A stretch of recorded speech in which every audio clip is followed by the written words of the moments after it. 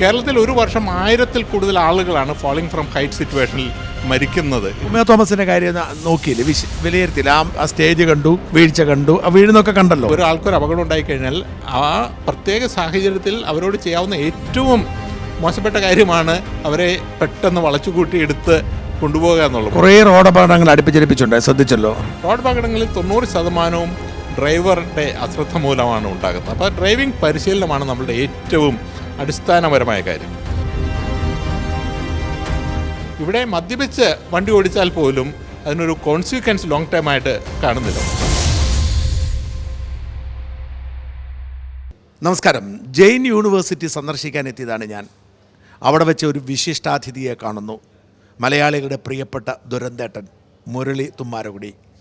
കൊച്ചിയിൽ ഈ അടുത്ത കാലത്ത് നടന്ന ഉമാ തോമസിൻ്റെ ദുരന്തമടക്കം കേരളത്തിൽ ഈ മഴക്കാലത്ത്, മഴ ഇപ്പോൾ കഴിഞ്ഞു, ഈ മഴക്കാലത്ത് തുടർച്ചയായി നടന്നുകൊണ്ടിരിക്കുന്ന ദുരന്തമടക്കമുള്ള കാര്യങ്ങളെക്കുറിച്ച് ആധികാരികമായി പറയാൻ കഴിയുന്നത് മുരളിക്കാണ്. നമുക്ക് അദ്ദേഹത്തോട് അതേക്കുറിച്ച് സംസാരിക്കാം. ഇപ്പോൾ ഏറ്റവും ഒടുവിൽ ഉമാ തോമസിൻ്റേതാണ്, ഞെട്ടിക്കുന്നതായിരുന്നു. അപ്പം എല്ലാവരും അങ്ങയുടെ പോസ്റ്റ് ഞാൻ കണ്ടു, പ്രത്യേകത എടുത്തുകൊണ്ട് പോകുന്ന എൻ്റെ ചോദ്യം, ഇത് കേരളത്തിൽ എന്തുകൊണ്ടാണിത് എപ്പോഴും നമ്മൾ പറഞ്ഞാൽ ഇപ്പം അങ്ങ് എത്രയോ കാലമായിട്ട്, എനിക്കൊന്നൊരു 1.5 പതിറ്റാണ്ടായിട്ട് എഴുതുന്നുണ്ട്, ഒരു മാറ്റവും വരുന്നില്ല. എന്താണ് സംഭവിക്കുന്നത്? എങ്ങനെ മാറ്റം വരുത്താൻ പറ്റും? എന്താണ് ഇതിൻ്റെ കുഴപ്പം, ഇപ്പോഴത്തെ അവസ്ഥയുടെ കുഴപ്പം? അതെ, കേരളത്തിൽ അടിസ്ഥാനപരമായ ഒരു സുരക്ഷാ സംസ്കാരമില്ല എന്നുള്ളതാണ് എൻ്റെ കാരണം. അത് നമ്മൾ സ്കൂൾ തലത്തിൽ തൊട്ട് പഠിപ്പിക്കേണ്ടതാണ്. അത് നമുക്ക് തൽക്കാലം സംഭവിക്കുന്നില്ല. രണ്ടാമത്തേത്, സുരക്ഷയ്ക്ക് വേണ്ടി വരുന്ന ചെറിയ മാർജിനൽ ചെലവുകൾ പോലും വഹിക്കാനായിട്ട് അതിന് ഉത്തരവാദിത്തപ്പെട്ട ആളുകൾ തയ്യാറല്ല. അപ്പോൾ അതുണ്ടാക്കുന്ന അസൗകര്യങ്ങൾ, പണച്ചെലവും ഒഴിവാക്കി ചില ഷോർട്ട് കട്ടുകൾ കാണുന്നു. അതിൻ്റെ കോൺസിക്വൻസ് വലിയ നഷ്ടങ്ങളായിട്ട് നമുക്ക് സമൂഹത്തിന് തിരിച്ചു വരുന്നു. ഈ ഉമ തോമസിൻ്റെ കാര്യം നോക്കിയില്ലേ, വിലയിരുത്തില്ല. ആ സ്റ്റേജ് കണ്ടു, വീഴ്ച കണ്ടു, ആ വീഴുന്നൊക്കെ കണ്ടല്ലോ. ഒന്ന് പറഞ്ഞ് അതിനെ എങ്ങനെ ഒന്ന് വിലയിരുത്തി? അതെ, സാധാരണ അതൊരു ടിപ്പിക്കലായിട്ട് പറഞ്ഞു കഴിഞ്ഞിട്ടുണ്ടെങ്കിൽ ഒരു ഫാളിംഗ് ഫ്രം ഹൈറ്റ് സിറ്റുവേഷൻ ആണ്, ഉയരത്തിൽ നിന്ന് വീഴുക എന്നുള്ളൊരു സിറ്റുവേഷനാണ്. ഇവർ ഭാഗ്യവശാൽ ജീവനുണ്ട്, ഞാൻ മനസ്സിലാക്കുന്നിടത്തോളം അവർ ജീവിതത്തിലേക്ക് തിരിച്ചു വരികയാണ്. കേരളത്തിൽ ഒരു വർഷം 1000-ൽ കൂടുതൽ ആളുകളാണ് ഫാളിംഗ് ഫ്രം ഹൈറ്റ് സിറ്റുവേഷനിൽ മരിക്കുന്നത്. ഇത് നമ്മൾ ശ്രദ്ധിക്കുന്നില്ല. 1000 പേരിൽ മരിക്കുന്നുണ്ട്. ബഹുഭൂരിപക്ഷവും കൺസ്ട്രക്ഷൻ ലേബർ ആണ്, കെട്ടിടം പണിയുന്നതിൻ്റെ ഇടയിൽ. ഏറെ ആളുകൾ ഇപ്പോൾ മരത്തിൽ കയറുന്നു, മരം വെട്ടുന്നു, അങ്ങനെയുള്ള സാഹചര്യത്തിൽ മരിക്കുന്നു. കുറേ ആളുകളെല്ലാം ഈ മാൻഹോൾ പിറ്റിലേക്ക് വീഴുന്നു, അങ്ങനെയുള്ള ഒരു കുഴിയിലേക്ക് വീഴുന്ന തരത്തിൽ. അപ്പം അങ്ങനെ 1000-ലധികം ആളുകൾ ഒരു വർഷം മരിക്കുന്നുണ്ട്. ഇതിൻ്റെ അടിസ്ഥാന കാരണം എന്താണ്? വർക്കിംഗ് അറ്റ് ഹൈറ്റ് എന്നുള്ളതിന് ഒരു ഗൈഡൻസോ അത് സൂപ്പർവൈസ് ചെയ്യാനുള്ള അറിവോ അത് കൈകാര്യം ചെയ്യാനുള്ള സംവിധാനമോ ഇവിടെ ഇന്ന് നിലവിലില്ല. അത് ഉണ്ടാക്കാത്തിടത്തോളം കാലം നമുക്ക് സുസ്ഥിരമായിട്ടൊരു കുറവ് ഇതിലുണ്ടാവില്ല. ഒരു അപകടമുണ്ടാകുമ്പോൾ ആരെങ്കിലും അതിന് ചാർജായിട്ടുള്ള എഞ്ചിനീയറെ അറസ്റ്റ് ചെയ്യുക, ഇവൻറ്റ് മാനേജറെ അറസ്റ്റ് ചെയ്യുക, അതുകൊണ്ടൊന്നും നമുക്കൊരു സുരക്ഷാ സംസ്കാരം ഉണ്ടാകില്ല. സുരക്ഷാ സംസ്കാരം ഉണ്ടാകണമെങ്കിൽ ആ സുരക്ഷാ രീതികൾ ഇൻസ്റ്റിറ്റ്യൂഷണലൈസ് ചെയ്യപ്പെടണം. അത് സ്കൂൾ തലത്തിൽ പഠിപ്പിക്കുക എന്നുള്ള ഒരു തരത്തിലുള്ളത്. രണ്ടാമത്തേത്, ഇതിന് ഉത്തരവാദിത്തപ്പെട്ട ആളുകൾ ഉണ്ടാകണം, നിയമം ഉണ്ടാകണം, സംവിധാനം ഉണ്ടാകണം, പരിശീലനം ഉണ്ടാകണം. ഇതെല്ലാം ഉണ്ടായാൽ മാത്രമേ ഒരു സുരക്ഷാ സംസ്കാരത്തിൽ ഒരു മാറ്റം ഉണ്ടാവുകയുള്ളൂ. ഉമാ തോമസിൻ്റെ കേസ് എടുത്താൽ ഒരുപാട് വീഴ്ചകൾ, എനിക്ക് തോന്നുന്നത് നഗരസഭ മുതൽ GCDA മുതൽ സംഘാടകർ മുതൽ ഒരുപാട് വീഴ്ച. ഈ വീഴ്ച ഇതെങ്ങനെ ഒഴിവാക്കാൻ പറ്റുമായിരുന്നു? സുരക്ഷയുടെ കാര്യത്തിൽ അടിസ്ഥാനപരമായ ചില കാര്യങ്ങളുണ്ട്. ഉദാഹരണത്തിന് വർക്കിംഗ് അറ്റ് ഹൈറ്റ് എന്ന് പറയുന്നതിന് ഒരു സ്റ്റാൻഡേർഡ് പ്രൊസീജിയർ ഉണ്ട്. അത് ഏത് കാരണത്തിനുള്ള വർക്കിംഗ് അറ്റ് ഹൈറ്റ് ആണെങ്കിലും, അത് മരത്തിൽ കയറുന്നതാണെങ്കിലും സ്റ്റേജിൽ കയറുന്നതാണെങ്കിലും കെട്ടിടത്തിൻ്റെ ഉയരത്തിൽ കയറുന്നതാണെങ്കിലും ഒരു സർട്ടൻ ഹൈറ്റിൻ്റെ മുകളിലാണ് നമ്മൾ ഒരു കാര്യം ചെയ്യണമെങ്കിൽ എന്ത് ചെയ്യണമെന്നുള്ളതിന് ചില നിർദ്ദേശങ്ങളുണ്ട്.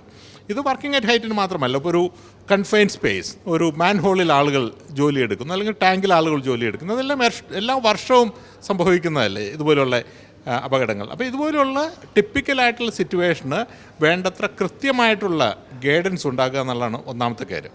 രണ്ടാമത്തത്, ഈ ഗൈഡൻസ് അനുസരിച്ച് പെരുമാറാൻ പരിശീലനം ലഭിച്ച ആളുകൾ ഉണ്ടാകണം. ഇപ്പോൾ സ്കാഫോൾഡിങ് ഉണ്ടാക്കുക എന്ന് പറയുന്നത് ഷാജിന് അറിയാമായിരിക്കും, UK-യിൽ വലിയൊരു തൊഴിലാണ്. സ്കാഫോൾഡിങ് ഇൻസ്പെക്ടർ എന്ന് പറയുന്നത് വളരെ റെസ്പെക്റ്റഡ് ആയിട്ടുള്ള വലിയ ഇൻകമുള്ളൊരു ജോലിയാണ്. ഇപ്പോൾ ഏതൊരു തരത്തിലൊരു സ്കാഫോൾഡിങ് ഉണ്ടാക്കണമെങ്കിലും ആ സ്കാഫോൾഡിങ് ഉണ്ടാക്കുന്നതിനൊരു ഗൈഡൻസ് ഉണ്ട്, ഉണ്ടാക്കുന്ന ആളുകൾക്ക് പരിശീലനമുണ്ട്. അത് ഉണ്ടായിക്കഴിഞ്ഞാൽ അത് ഇൻസ്പെക്ട് ചെയ്യാനുള്ള ഇൻസ്പെക്ടർക്ക് ട്രെയിനിങ് ഉണ്ട്, ഗൈഡൻസ് ഉണ്ട്.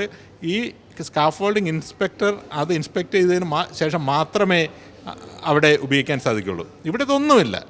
ആ ഒരു സംഭവം ഉണ്ടായിക്കഴിഞ്ഞതിന് ശേഷം ആ ആളുകൾ ചട്ടം പാലിച്ചില്ല എന്ന് പറഞ്ഞാൽ ഏത് ചട്ടമാണ് ഉണ്ടായിരുന്നത്? അങ്ങനെ ഉയരത്തിലുള്ള സ്റ്റേജ് കിട്ടുന്നതിന് കൃത്യമായിട്ട് ചട്ടമുണ്ടായിരുന്നു. അതിന് സ്റ്റേജ് കിട്ടുന്ന ഏതെങ്കിലും ചട്ടം പാലിക്കാതിരുന്നിട്ടുണ്ടോ? ഇതൊന്നും നമ്മൾ ശ്രദ്ധിക്കുന്നില്ല. നമ്മളെ സംബന്ധിച്ചിടത്തോളം തൽക്കാലം ആരെങ്കിലും ഉത്തരവാദിയാക്കി ഒന്ന് സസ്പെൻഡ് ചെയ്ത് കഴിഞ്ഞിട്ടുണ്ടെങ്കിൽ അല്ലെങ്കിൽ ആരെങ്കിലും അറസ്റ്റ് ചെയ്ത് കഴിഞ്ഞിട്ടുണ്ടെങ്കിൽ തൽക്കാലം സമൂഹം വിൽ മൂവ് ഓൺ. അതുകൊണ്ട് ഈ 1000 ആളുകളുടെ മരണം കുറയാൻ പോകുന്നില്ല. ഈ ഉമാ തോമസിൻ്റെ കാര്യത്തിൽ എന്തൊക്കെ ചെയ്യരുതായിരുന്നു, എങ്ങനെ ആവണമായിരുന്നു അവിടെ ഈ പരിപാടി നടത്തുന്നത്? ഇതിൽ ഇപ്പോൾ 2 കാര്യങ്ങൾ ഉമാ തോമസിൻ്റെ കാര്യത്തിൽ സംഭവിച്ചല്ലോ. ഒന്നാമത്തത് ഈ സ്റ്റേജിൻ്റെ സംവിധാനം, അത് സ്കാഫോൾഡിങ് വെച്ചുണ്ടാക്കുമ്പോൾ അതിന് വേണ്ട ചില നിർദ്ദേശങ്ങൾ ഉണ്ട്. എങ്ങനെയാണ് ഇത്ര ഉയരത്തിൽ സ്റ്റേജ് കെട്ടുകയാണെങ്കിൽ, കെട്ടുന്ന ഐഡിയലല്ല, പക്ഷെ കെട്ടുകയാണെങ്കിൽ ഏതൊക്കെ സുരക്ഷാ സംവിധാനങ്ങളാണ് ഉണ്ടാകേണ്ടത്. അപ്പോൾ സ്റ്റേജ് അനുബന്ധിച്ച് ഒരു സെറ്റ് ഓഫ് കാര്യങ്ങൾ. പക്ഷേ നമുക്ക് ഈക്വലി ഷോക്കിംഗ് ആയിട്ടുള്ളത് അവർ വീണ് കഴിഞ്ഞതിന് ശേഷം അവരെ കൈകാര്യം ചെയ്ത രീതി എന്ന് പറയുന്നത് നമ്മളെ അബ്സല്യൂട്ട്ലി ഷോക്കിംഗ് ആണ്. ഇതിപ്പോൾ നമുക്ക് ആർക്ക് വേണമെങ്കിലും സംഭവിക്കാവുന്നേ ഉള്ളൂ. അത് ഒരാൾക്കൊരു അപകടം ഉണ്ടായിക്കഴിഞ്ഞാൽ ആ പ്രത്യേക സാഹചര്യത്തിൽ അവരോട് ചെയ്യാവുന്ന ഏറ്റവും മോശപ്പെട്ട കാര്യമാണ് അവരെ പെട്ടെന്ന് വളച്ചുകൂട്ടി എടുത്ത് കൊണ്ടുപോകുക എന്നുള്ളത്. വളരെ സ്റ്റേബിളായിട്ടുള്ളൊരു പ്ലാറ്റ്ഫോമിൽ അനങ്ങാതെ കഴുത്തിനും നട്ടെല്ലിനും വരികൾക്കും ക്ഷതമുണ്ടാകാതെ, ഫർദർ ക്ഷതമുണ്ടാകാതെ സുരക്ഷിതമായി ആംബുലൻസിൽ കയറ്റുക എന്നുള്ളതാണ് വേണ്ടത്. അത് 5 മിനിറ്റ് വൈകി ചെയ്യുന്നത് ആണ് ഏറ്റവും വേഗത്തിൽ എടുത്തുകൊണ്ട് പോകുന്ന ചുരുട്ടിക്കൂട്ടുന്നതിൽ നല്ലത്. ഇതിന് കൂടി അവിടെ മാറ്റം ഉണ്ടായിരുന്നിരിക്കണം. ഇനിയുള്ള ഏതൊരു സാഹചര്യത്തിലും ഇങ്ങനെ ഉണ്ടാവുകയാണെങ്കിൽ അത് ചെയ്യാനുള്ള ഒരു റിഫ്ലക്ഷനും ആളുകൾക്ക് ഉണ്ടാകേണ്ടതാണ്. അതിന് നിയമവും ഇല്ലാത്തതിൻ്റെ കുഴപ്പം കാണുമല്ലേ? ഇങ്ങനെ എടുക്കരുതെന്നൊക്കെയുള്ളൊരു നിയമവും ചട്ടം ഇല്ലാത്തതിൻ്റെ പ്രശ്നം കാണുമല്ലേ? പ്രോട്ടോക്കോൾ ഇല്ല എന്നുള്ള ഒരു കാരണം. രണ്ടാമത്തേത്, ഇപ്പോൾ മറ്റുള്ള രാജ്യങ്ങളിൽ, നിയമമുള്ള രാജ്യങ്ങളിൽ ഒരു അപകടം ഉണ്ടായിക്കഴിഞ്ഞാൽ ഒരു ഫിക്സ് ടൈമിനകം പ്രൊഫഷണലായിട്ടുള്ളൊരു ടീം എത്തുമെന്നുള്ളൊരു ഉറപ്പ് നമുക്കുണ്ട്. നമ്മുടെ സമൂഹത്തിൽ അതില്ല.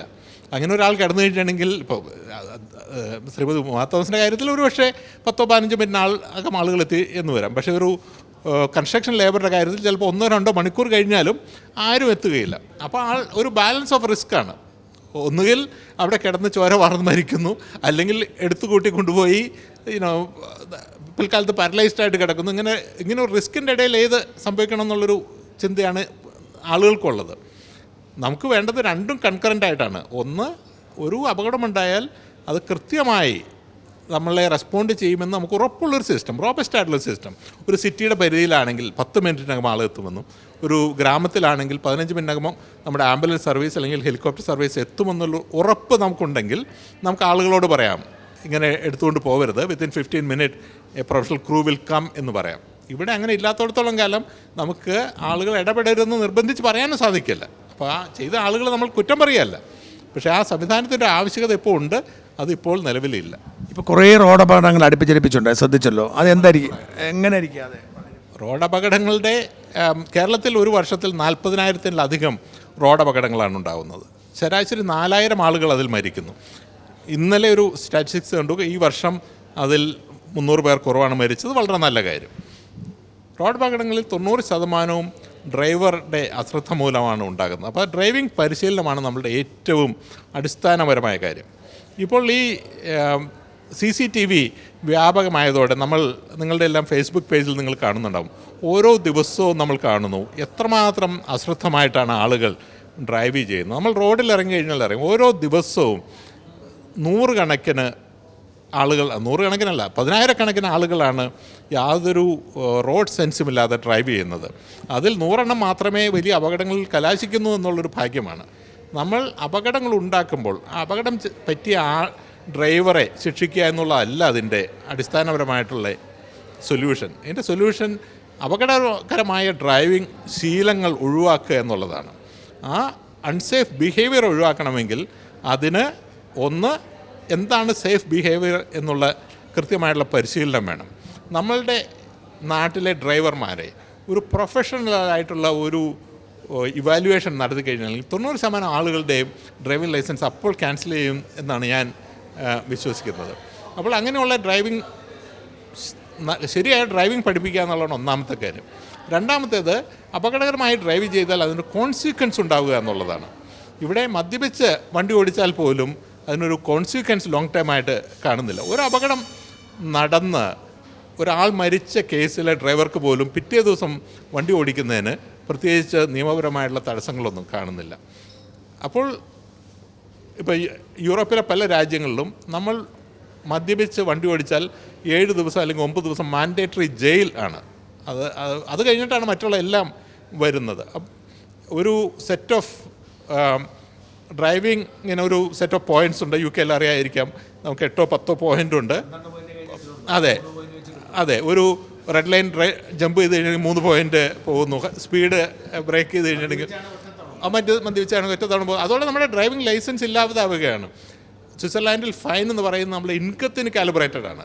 അപ്പോൾ നമ്മൾക്ക് പണം ഉണ്ടെന്ന് വിചാരിച്ച് നമ്മൾ ഹൈ സ്പീഡിൽ ഓടിക്കാൻ പറ്റില്ല. നമ്മുടെ ഇൻകത്തിൻ്റെ 1/3 പോകും എന്ന് പറയുമ്പോൾ suddenly it start to hurt. നമ്മളുടെ നാട്ടിൽ ഇപ്പോഴും വളരെ കോൺട്രവേഴ്സ്യലായിരിക്കുന്ന ഒരാവശ്യമില്ലാത്ത കോൺട്രവേഴ്സിയാണ് ചൈൽഡ് സേഫ്റ്റി സീറ്റ് ഉപയോഗിക്കണമെന്നുള്ളത്.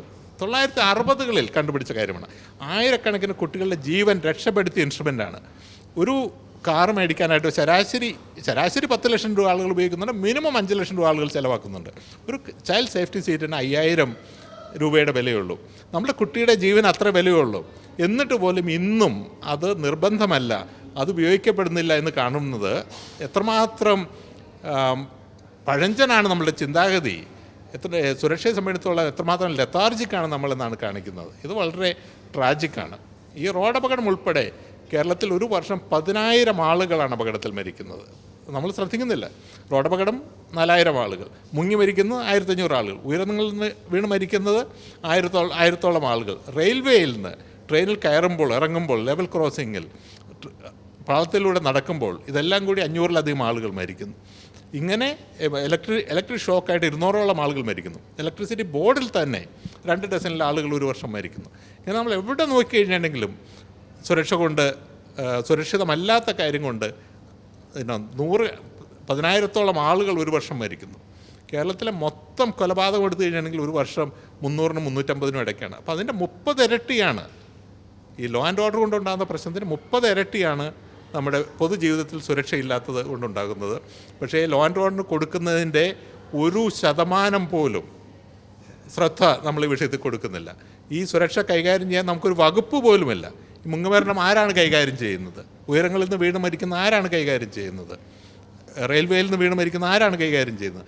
ഇതെല്ലാം ഒരുമിച്ച് നിയമങ്ങളുണ്ടാക്കുക, നയങ്ങളുണ്ടാക്കുക, പരിശീലനം ഉണ്ടാക്കുക, കുട്ടികളെ ചെറുപ്പത്തിൽ പഠിപ്പിക്കുക, ഇതെല്ലാം ചെയ്തില്ലെങ്കിൽ നമ്മളുടെ റോഡുകൾ കുരുതുകളമാകും. ഇതുപോലെയുള്ള അപകടങ്ങൾ വീണ്ടും ഉണ്ടാകും. അത് തീർച്ചയായിട്ടും ഒഴിവാക്കേണ്ടതാണ്.